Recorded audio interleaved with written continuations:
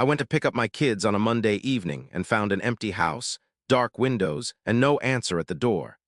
My ex-wife had moved them 200 miles away and sent me a 5-word text at 8:40 at night to let me know. Let me back up and tell you exactly how we got there. My name is Marcus. I'm 38 years old. I work as a project manager for a mid-sized construction firm out of Columbus, Ohio. I have 2 kids, Caleb, who was 9 when this all started, and Lily, who was 6. Those 2 are the center of my world. That's not a thing I say to sound good. It's just true. When my marriage fell apart, the first thing I thought about was how to make sure Caleb and Lily didn't feel the wreckage of it. My ex-wife, Diane, is 36. We were married for 8 years. The marriage didn't end in some dramatic blow-up, no affair, no single moment of collapse. It just wore out.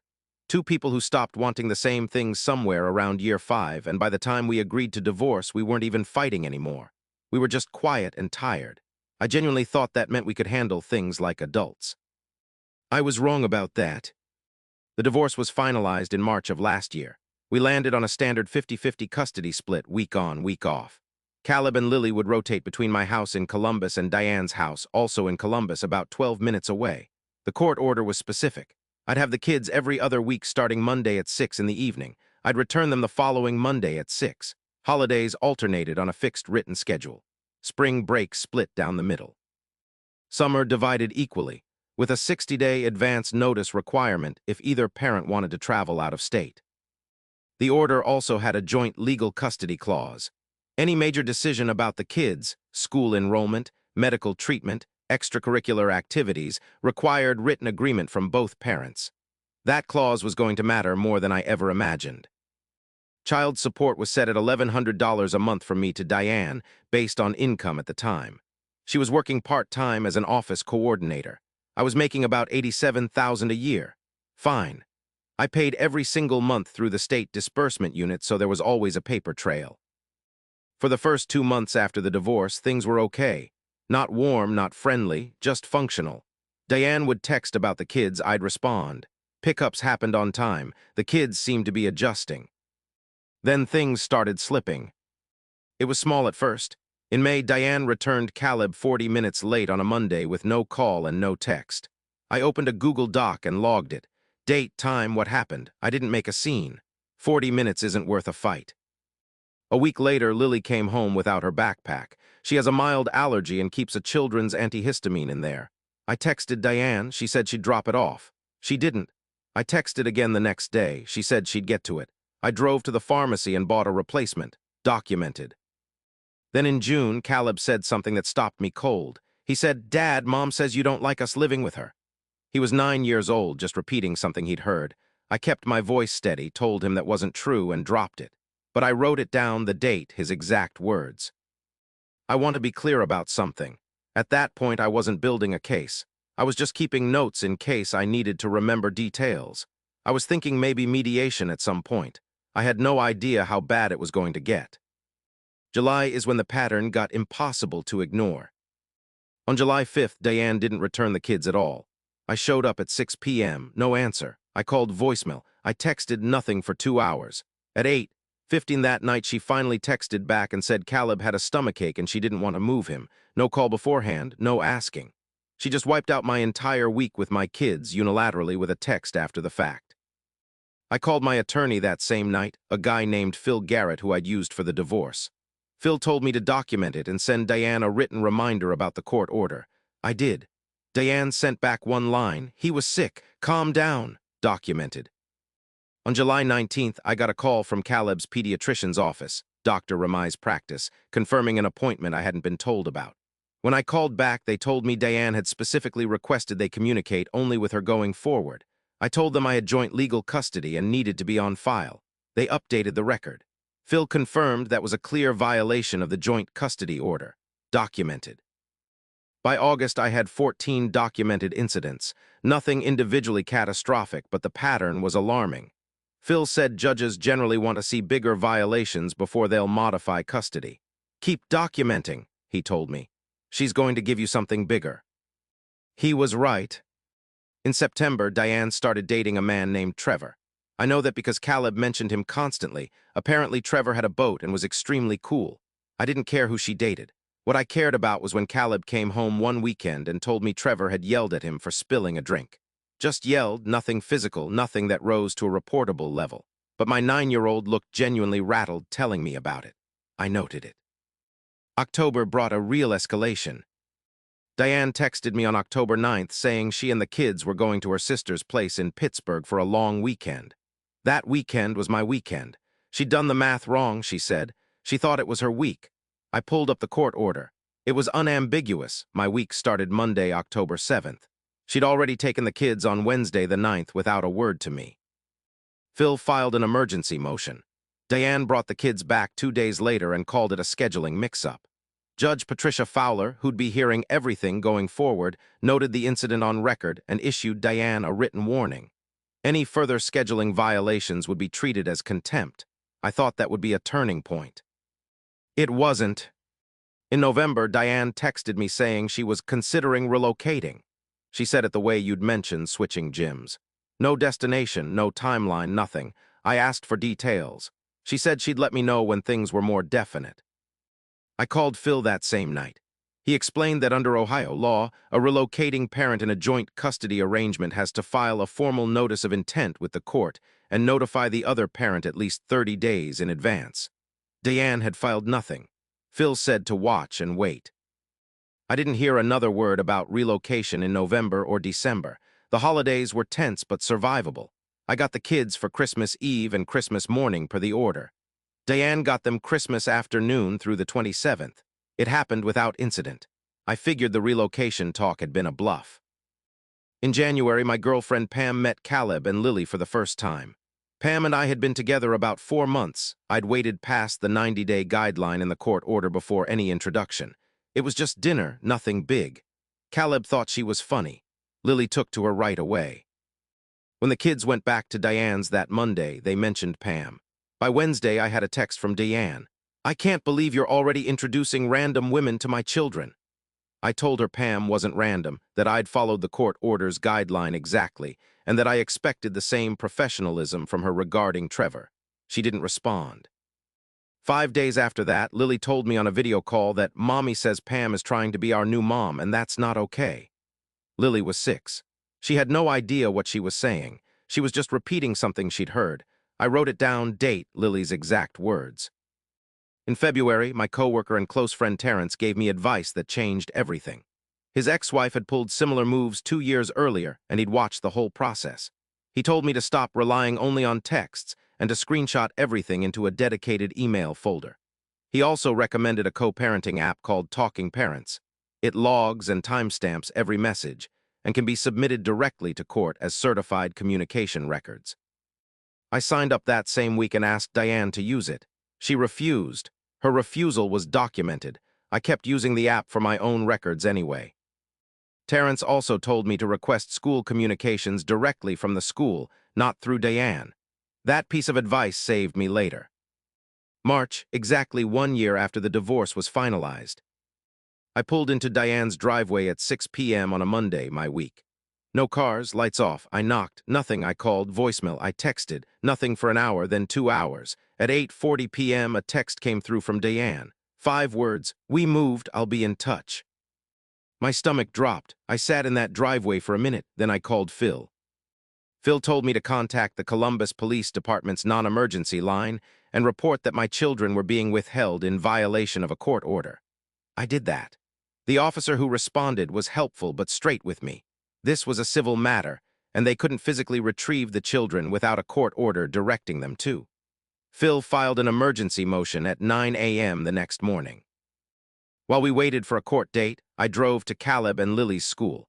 I'd followed Terrence's advice months earlier and had myself listed as an equal contact. The school's secretary told me the children had been withdrawn from enrollment on February 28th. 2 weeks before Diane sent me that text. Nobody had called me. I asked if she knew where they'd been re-enrolled. She didn't know for certain, but she said Diane had picked up the records herself and requested they be forwarded to a school in a town called Harlow. I Googled Harlow, small town in western Pennsylvania, 212 miles from Columbus. I sat in my car in that school parking lot for about 5 minutes. I wasn't falling apart. I was cold and clear. I called Phil and told him what I had. Phil said this was no longer routine. This was potentially parental abduction adjacent, a clear violation of the joint legal custody provision and a violation of Ohio's relocation notification statute. He said to get him everything I had immediately. I went home and got to work. I printed out every documented incident going back to May, 41 entries over 11 months. I put them in a binder in chronological order. I built a spreadsheet, date, what happened, what evidence I had. I logged into my phone carrier's account and pulled a full year of call logs showing every unanswered call to Diane's number. I screenshotted every text thread. I pulled my disbursement unit payment records showing every $1,100 payment made on time, every single month. I called Dr. Ramai's office. The receptionist, Sandra, confirmed that Diane had again tried in January to have me removed as a contact. Sandra had declined based on the note I'd established in the file months earlier. She gave me a written statement when I asked for one. I called Caleb's school counselor, Mr. Dean Albright. He told me that in the weeks before Caleb was withdrawn, the boy had been unusually quiet and had mentioned to him that we might be moving far away. Mr. Albright hadn't known to call me. He emailed a written account of that conversation directly to Phil. 11 days later, we were in front of Judge Fowler. Phil walked into that courtroom with a packet covering every one of the 41 incidents, the text records, the school withdrawal confirmation, Sandra's statement, Dean Albright's email, and the disbursement unit payment history. He also included the Ohio relocation statute, specifically the section requiring 30-day written notice and formal court filing before any move affecting a custody arrangement. Diane showed up with her attorney, Carol Vance. Vance led with the argument that Diane had intended to file the relocation notice and had simply been delayed by the stress of the move. She argued the new school, a private school in Harlow called Ridgeline Academy, offered significantly better educational opportunities, and that Diane had acted in good faith in the best interest of the children. Phil stood up and walked Judge Fowler through the timeline. The school withdrawal happened February 28th. The move happened the first week of March. Given that private school enrollment requires applications weeks in advance, Diane had to have known since at least early February. Then Phil submitted a document that stopped the room, Ridgeline Academy's enrollment records, showing that Diane had submitted the application on January 22nd. She had enrolled my kids in a school 200 miles away in January, while I was still picking them up in Columbus every other week, without saying a single word to me. Judge Fowler looked at that document for a long moment. Vance argued it was just an application, not finalized. Phil pointed out that the January 22nd date showed premeditated planning with zero attempt to notify me or get my agreement, which was the specific requirement of the joint legal custody order. Then Judge Fowler looked directly at Diane and asked her why she hadn't notified me or filed the relocation notice. Diane said she thought the school opportunity was too good to pass up. She said she didn't think I'd agree. That was the moment right there. She said the quiet part out loud. She knew she needed my consent. She knew she wouldn't get it, so she just didn't ask. Judge Fowler granted an emergency order requiring Diane to return Caleb and Lily to Columbus within 72 hours. She ordered the children re-enrolled in their Columbus schools pending a full custody review hearing in 6 weeks. She noted this was Diane's second documented violation of the custody order, referencing the October incident and the written warning already on file.